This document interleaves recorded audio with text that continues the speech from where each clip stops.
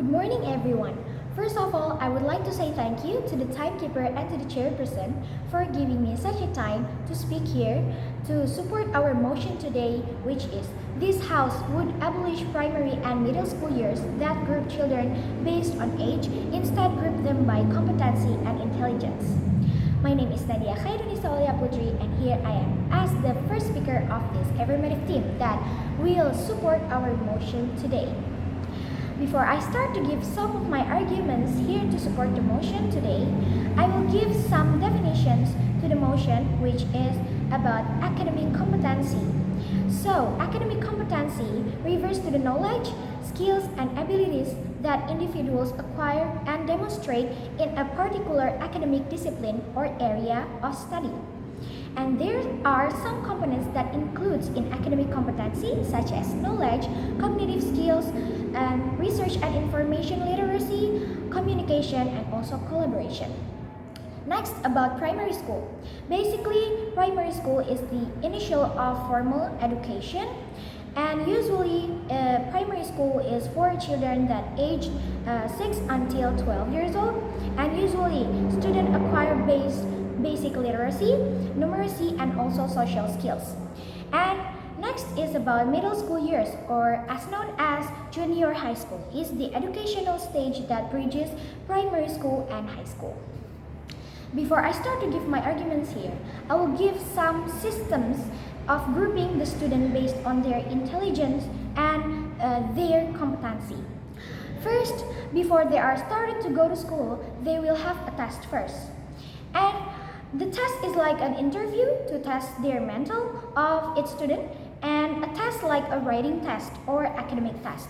And having that test, it will get the tester know how is their competency, and they will know which school is the best for that student. And the second system is each after finishing of a year of class, or we can say every year, they will have a test. Like, for example, the first grade of the primary school has finished their first year, and after that, the test, they will have a test to know if there is someone or a person that have fourth grade skills or competency. I mean, they can have an acceleration in a proper school. So that's why the students should have a test. And that's all about the systems of grouping the student based on their intelligence.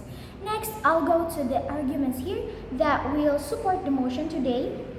And the first one is grouping students into a same school based on their intelligence and their competency will make them feel more confident and more improve their potential that they have.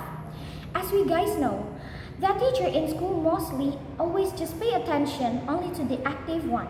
And because of that, the passive one that want to be active as the smart one, they will feel like I'm shy and think that I'm just gonna keep quiet here because there is the active one. But this situation will change if the student is separated into a same school based on their intelligence and their competency. They will have their confidence, and because they will think that I can show my potential without any doubt here because the people in this school has the same competency as me. And you can compare the fools and the smart one if they are in the same school and in the different school. In the same school, the fool will be shy because they will think that the one who is supposed to be active is the smart one. And sometimes the smart one is become a superior one because they will think that they are the smartest one. And this thing will make the fools feel like they are discriminated and outcast. The second one is that age isn't everything. You know that grouping students based on competency and intelligence allows for more personalized education. Students can progress at their own pace, ensuring they are challenged appropriately and not held back by the limitation of age-based grouping. And this approach promotes individualized learning and potentially maximize the student's potential. And it will have some of benefits because in the same school there is some various age. There is the old one and the young one, and this thing can help them because the older one can teach the younger one, and they can share their own experience and things. I'll go to the evidence here that will prove that my arguments is strong enough to support our motion today is because, based on a news website which is tempo.com, there is a teenager from Sukaharjo. His name is Aldo Meola Geraldino, and he is become the youngest student in Gajah Mada University at he is 14 years old. And this 14 years old teenager had been a student at the College of Medicine in Gajah Mada University. His parents, Masud, said that his son provided sufficiently by the acceleration program. He finished his elementary school or primary school in just 5 years, and he finished also his junior high school or middle school year in just 2 years, and the high school just 2 years. So that proves that that's why we have just two dividing the student based on their competency and intelligence, because age isn't everything. The next one, if there is a school that dividing student based on intelligence and competency, it will reduce achievement gap. Age-based grouping can lead to significant achievement gaps among the students. By grouping them based on competency and intelligence, it becomes easier to address those gaps.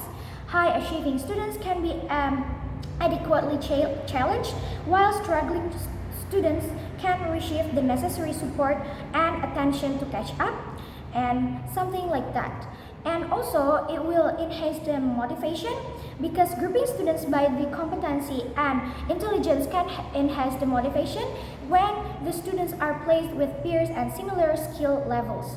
They are more likely to be engaged and motivated to their competency, and this positive peer influence encourage healthy competition and provides a conducive environment for intellectual growth and achievement. And it also will affect flexibility and advancement, because competency-based grouping allows for a flexibility in advancing students who demonstrate exceptional abilities in certain subjects. And and in this also will affect to the real-world preparation. And grouping students based on their competency and intelligence aligns education with real-world scenarios.